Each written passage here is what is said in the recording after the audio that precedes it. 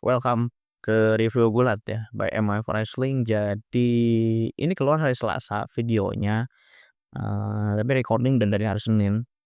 Jadi saya pengen bahas Royal Rumble ya, karena udah minta juga ya, udah pada minta-minta, "Bang, review Royal Rumble Bang, Bang, review Royal Rumble Bang." Iya, sebenarnya sih emang sedikit ya, cuman ya kenapa enggak gitu, kalau ada reviewnya kita buat aja, karena saya nonton live dan kebetulan nontonnya nobar, Pak.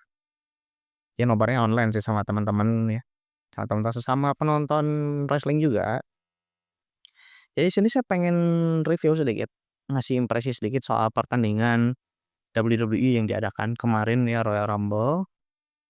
Jadi yang pertama itu Women's Royal Rumble ya, banyak kejutan, tidak tidak seheboh tahun-tahun lalu di mana banyak legend dikasih dan lain sebagainya.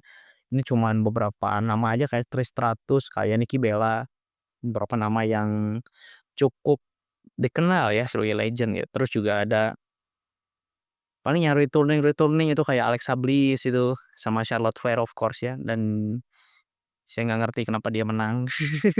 Itu aja sih.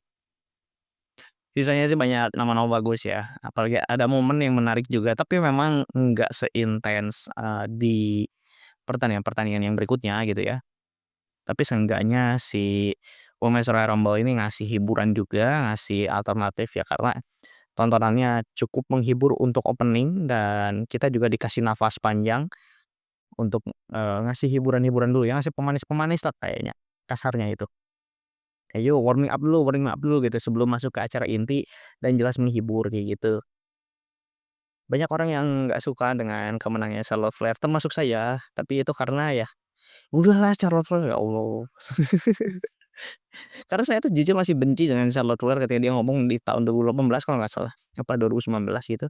Jadi dia bilang kayak gini Pak, dia bilang, "Buat pegulat-pegulat di luar sana, aku kasih saran kalau misalkan, kalian mau berkembang, kalian mau dapat tempat di TV, minta solusinya itu minta sama produser, minta sama penulis untuk dibuatkan skrip biar ya muncul di TV dan lain sebagainya. Masalahnya kalau dia yang ngomong nggak valid, karena apa?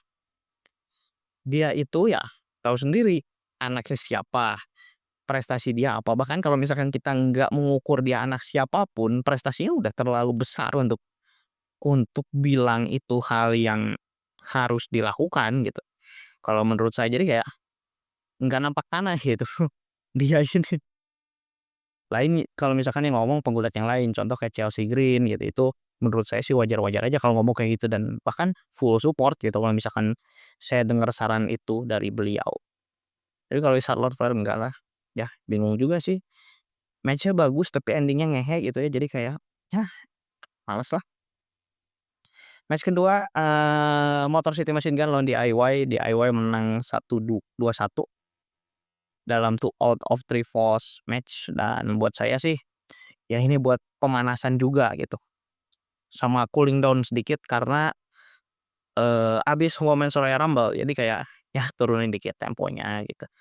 Storyline juga nggak terlalu wah gimana gitu, jadi kayak kayak ya udahlah kita nonton yang penting ada hiburan sedikit udah selesai kayak gitu. Dan ini mungkin akan mengarah ke multiple man ya, multiple team untuk WrestleMania. Mungkin nanti ada DIY, Motor City Machine Gun, Street Profit, mungkin nanti Pretender dulu Los Garza juga bakal masuk dan menurut saya lebih baik dilakukan hal seperti itu karena apa ya, buat nambah, jumlah pegulat yang bisa muncul di WrestleMania. Ditambah kan WrestleMania ada 2 malam nih, udah mulai 2 malam terus kan, udah dari pandemi ya? Sebelum pandemi kayaknya, 2019 kalau nggak salah.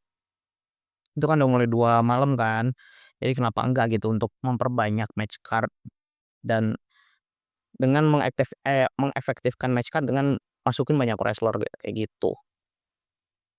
Match ketiga Cody Rhodes lawan Kevin Owens ini buat saya gila, match-nya keren, meskipun kurang lama gitu karena lagi-lagi, sebenarnya ini buat kasih apa ya, jeda jeda sedikit sebelum masuk ke Men's Royal Rumble.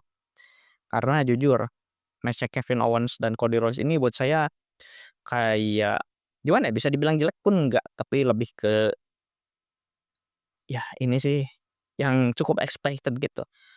Banyak orang yang bilang itu, "Wah, Cody Rhodes udah dibikin heel aja dan lain sebagainya." Gini, perlu diluruskan dulu bahwa di WWE itu sekarang udah nggak menganut konsep heel face gitu.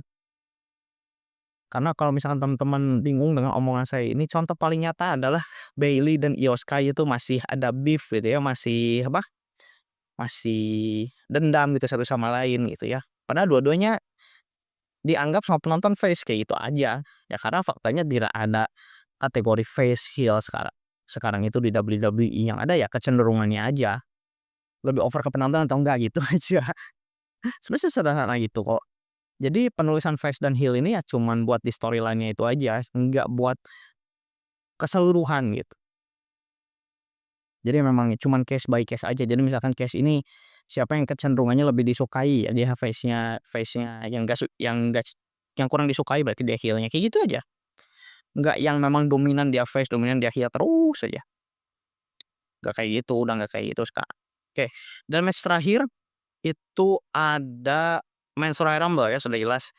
Banyak bintang, nggak banyak, returney emang, tapi ada beberapa surprise entrant kayak Joe Hendry dan of course I Saw Speed, dia bisa masuk ya. Dia lagi live streaming, lagi in real live streaming, tiba-tiba, Akira Tozawa dihajar sama Carmelo Hayes kan, dibawa ternyata dia nggak bisa tanding. Akhirnya apa kata Triple H, "Udah Speed masuk, cepet masuk," ya udah akhirnya Speed masuk.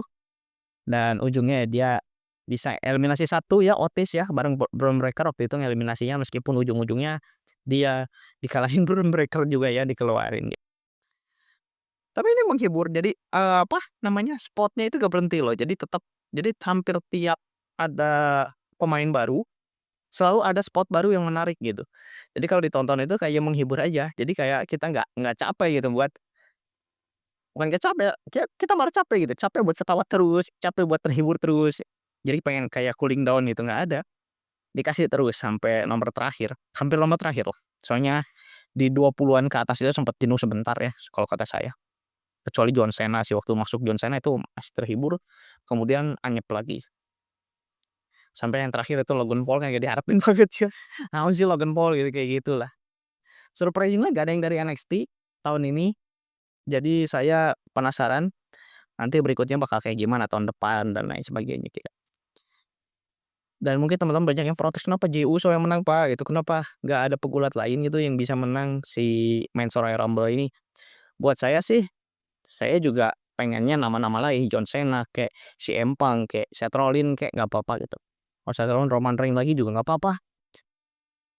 Tapi kenapa malah Jey Uso? Di sini saya mencoba kayak ngasih persepsi lain aja.